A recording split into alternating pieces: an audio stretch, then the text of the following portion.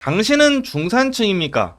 여러분들 생각은 어때요? 여러분들은 중산층일까요? 모르긴 몰라도 지금 여기 45분 듣고 계시는데 대부분 중산층에 해당이 될 거예요.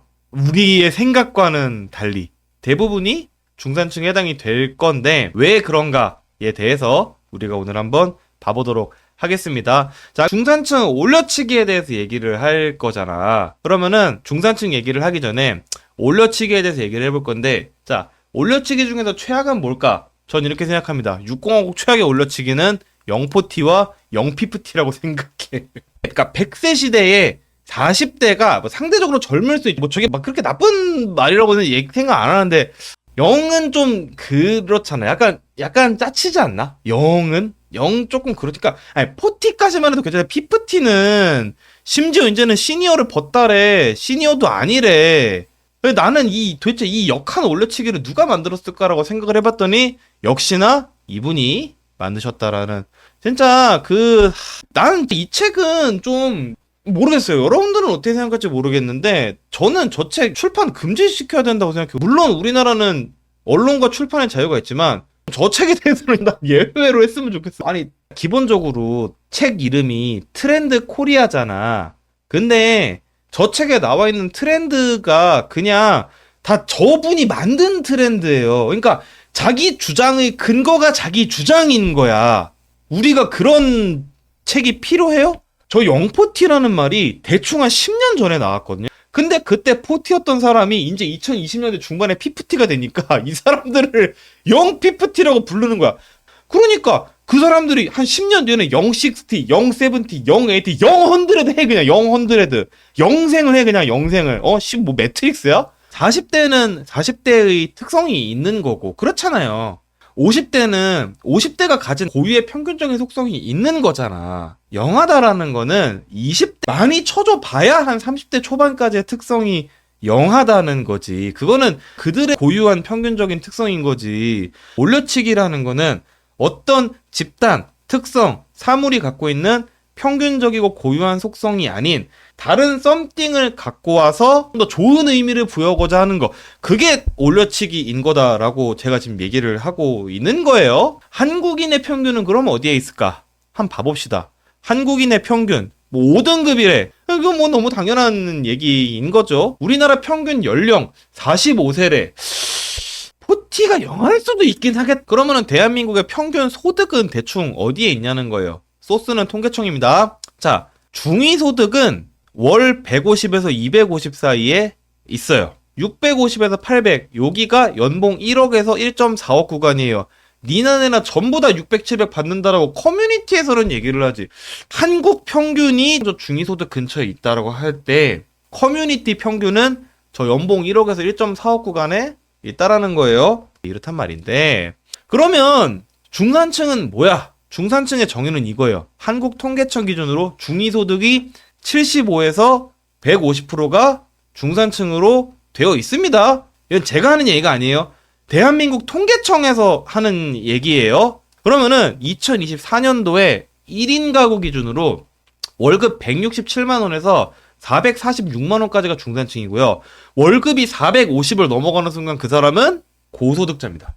제가 하는 얘기 아니에요. 대한민국 통계청이 하는 얘기예요. 아까 전에 제가 물어봤죠. 여러분들은 중산층입니까? 예라고 말하더라. 한 명도 없었어. 다 아니라 그랬어요. 우리나라에서 월급 167만 원 받는 사람 중산층이라고 합니까? 그렇게 얘기를 안 한다라. 실제로 대한민국의 중산층 사이즈는 대충 60% 정도가 나옵니다. 제가 하는 얘기 아니에요. 대한민국 통계청과 기획재정부 등등이 하는 얘기인 거예요. 근데 우리나라 중산층 조건은 너무 빡세. 소득부터 봅시다. 월 686만 원. 월 686만 원이면 연봉 1억 아니야? 연봉 1억부터 중산층인 거는 좀 빡세지 않아요? 너무한 거 아니야? 상위 24%면은 상류층이지. 5명 세워놓으면 첫 번째인데 그 사람은 중산층이라고 부르기는 조금 문제가 있지 않아? 그렇죠. 순자산 9.4억 원. 순자산 9.4억 원 어떻게 돼? 저거는 상위 11%. 상위 11%가 어떻게 상류층 아니에요? 저 중산층이라고 할 수 있어? 중산층 가운데 중자 아니야. 상위 11%를 가운데 중이라고 하기에는 좀 그렇잖아. 제가 하는 얘기 아니에요. 저의 주장은 하나도 안 들어가 있어요. 그냥 한국형 중산층의 조건이 저렇다고 KB에서 얘기를 하고 있는 거예요. 수도권 중형 아파트를 가져야지 중산층이 되는 거예요? 제가 제일 웃긴 거는 4인 가구여야만 중산층이야? 결혼 못한 사람들은 빈곤층이야? 이게 한국 사람들의 심리적 중산층의 기준이에요. 이거는 우리가 분명하게 짚고 넘어가야 돼. 중산층의 범위 너무 넓다. 맞아요. 중산층의 범위는 소득 기준을 따졌을 때 OECD건 대한민국 통계청이건 다 저 정도로 넓어요. 심지어 OECD는 한국 중산층보다 더 넓어요. 그럼에도 불구하고 한국 사람들이 생각하는 중산층의 기준은 너무 높아요. 저거는 그냥 부유층이에요. 잘 생각해봐요. 연봉 1억이야. 순자산이 10억이야. 수도권 중형 아파트를 끼고 순자산이 10억이야. 이 사람이 중산층이라고. 근데 이 정도 돼야 자기가 중산층이라고 생각을 한 다음에 이거는 조금 이상하지 않냐는 거지. 제가 아까 전에 뭐라 그랬어요. 올려치기는 평균적인 속성이 아닌 걸 평균으로 갖고 온다. 한국 사람들이 생각하는 중산층은 중산층의 평균적인 속성이 없어요. 상류층의 속성을 갖고 오고 있는 거지. 그렇잖아. 아까 전에 여러분들도 뭐 중산층 조건 형 너무 넓은 거 아니에요? 난 서민인 것 같은데 라고 하다가 저 한국형 중산층의 조건은 다들 말이 안 된다고 얘기를 지금 하고 있잖아. 이게 한국개발연구원에서 발표한 실제 한국의 경제적 계층 분포도예요.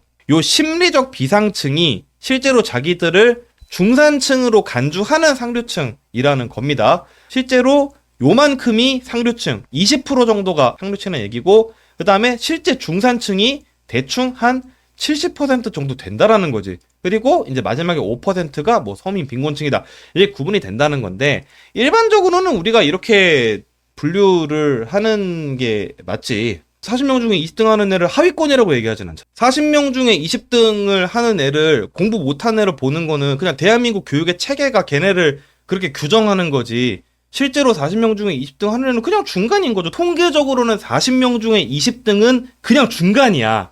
근데 심리적으로 40명 중에 20등은 공부를 못하는 애인 거예요. 그러니까 우리가 숫자로 만드는 세상과 우리의 마음속 세상을 잘 구분하는 연습을 할 수 있어야 된다라고 생각을 하는 편이에요. 올려치기 된 우리나라는 요만큼만 상층이야. 그리고 요만큼만 중산층이에요. 딱 맞잖아. 아까 전에 소득 기준으로 상위 24%, 그 다음에 자산 기준으로 상위 11% 이렇게 된 거잖아요. 그러면은 여기만 중산층인 거지. 그리고 한국은 나머지 70% 정도의 사람들이 자기를 서민이라고 얘기를 합니다. 그 다음에 이 사람들은 그냥 있는지 없는지도 모르는 사람이 된 것 같아요. 우리나라는 모든 사람들이 자기가 다 서민이라서 진짜 가난한 사람들은 있는지 없는지도 모르게 되는 좀 그런 느낌이 있거든요. 제 생각입니다. 근데 여러분들 중산층, 상류층 합해서 한 명이고요. 나머지 4명이 서민인 나라는 그냥 그 나라가 못 사는 나라예요. 대한민국 못 사는 나라예요. 또 그렇진 않잖아 또. 그러니까 한국 정도 된 사이즈의 나라에서는 5명 중에 상류층 1명, 그다음에 중산층 한 3명, 그다음에 빈곤층 1명 이렇게 나눠져야 원래 맞아요. 원래 맞는데 우리나라는 심리적으로 봤을 때 1명까지 중산층, 상류층 다 있는 거고 나머지 4명이 이제 다 서민이면은 이거는 세계 한 10등 하는 나라는 이제 아닌 이제 그런 게 되는 거지. 우리나라에서 부자들은 그럼 자기를 부자라고 생각할까? 놀랍게도 그렇지 않습니다. 실제로 아까 전에 우리가 봤잖아. 심리적 비상층. 그 사람들은 실제로 잘 사는 사람들이에요. 근데 그 사람들은 나는 중산층이라고 얘기를 해. 잘 사는 사람들이.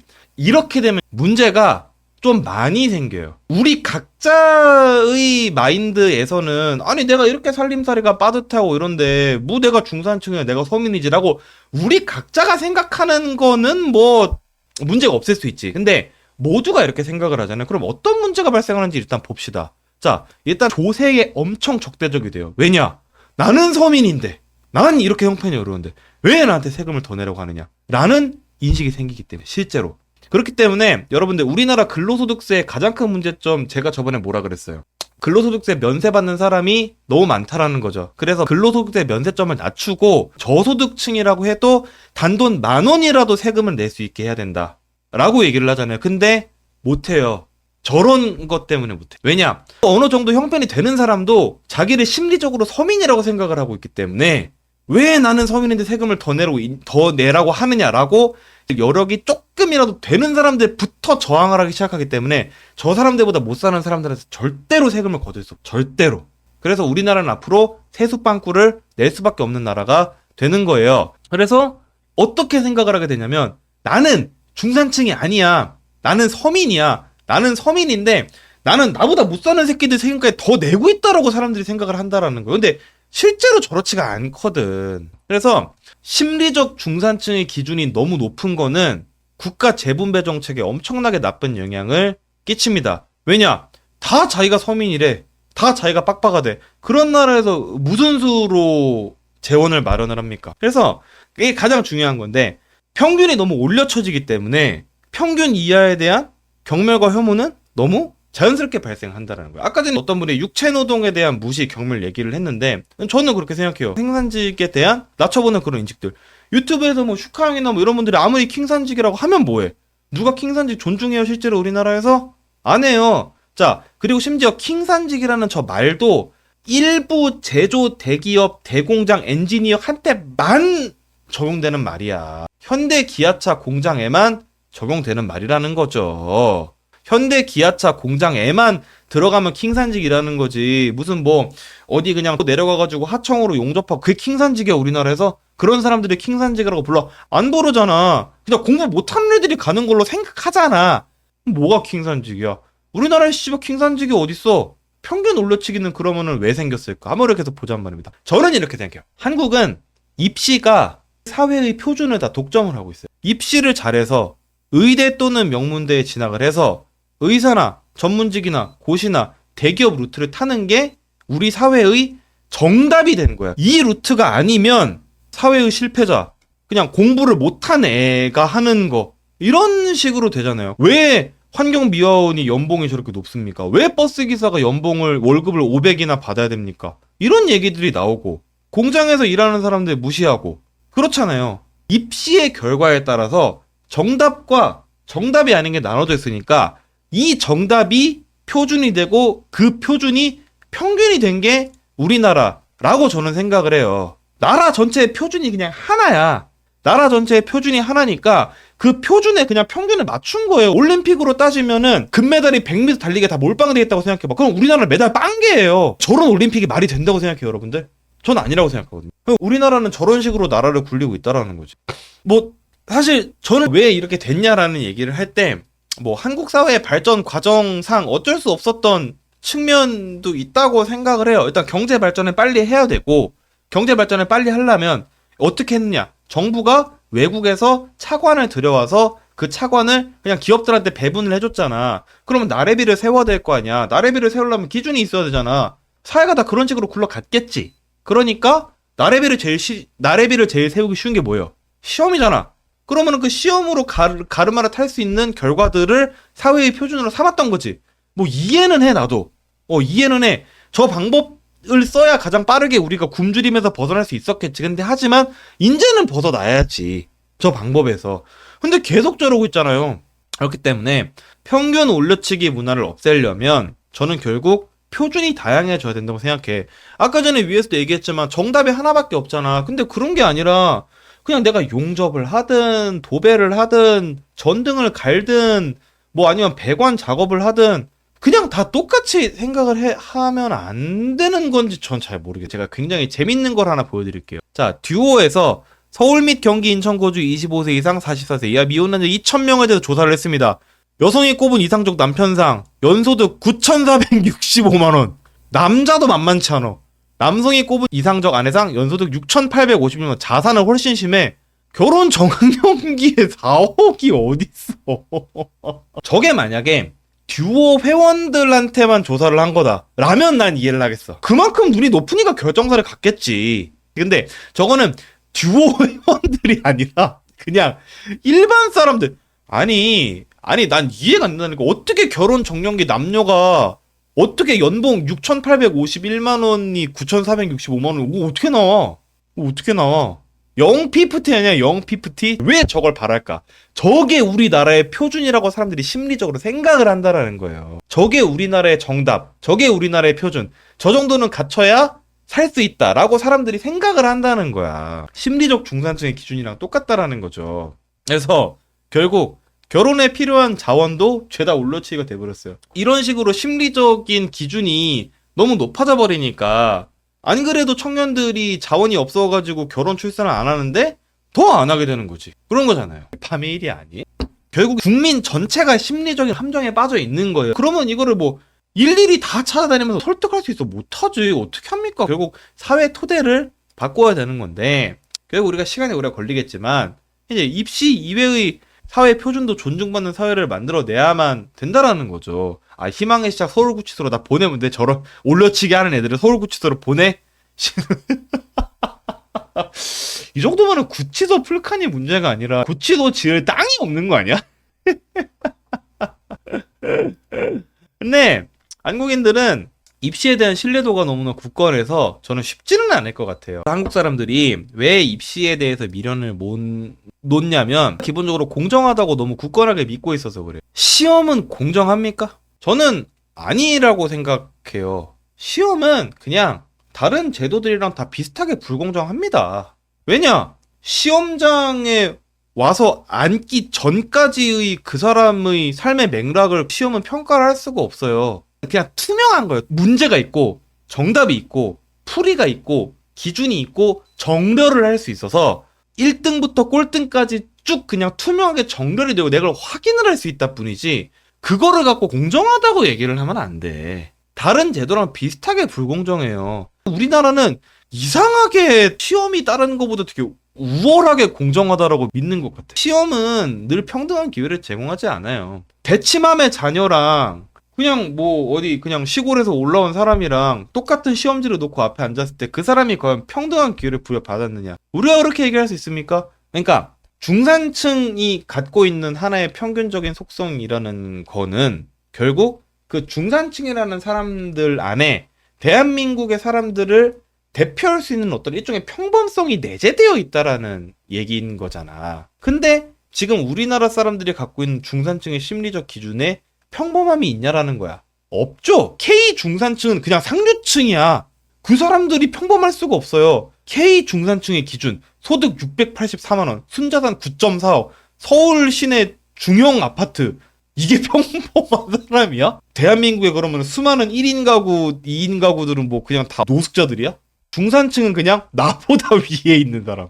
나보다 위에 있는 사람. 아니 실제로 잘 사는 사람들이 자기가 중산층이라고 얘기를 한다니까? 그리고 중산층 있는 사람들은 자기는 못 산다라고 생각을 해. 결국 우리 사회의 평범성에게 진짜로 평범을 되찾아 주려면 경제적 구조가 바뀌어야 된다라는 생각을 저는 하게 된다라는 거고요. 제가 준비한 내용은 여기까지 한번 말씀을 드려봤고요. 오늘도 방송 들어주셔서 감사드리고요. 다음 주에는 더 재밌는 주제로 여러분들의 주말 즐겁게 만들 수 있는 흰고 되도록 여러분들 다음 주에 뵙겠습니다.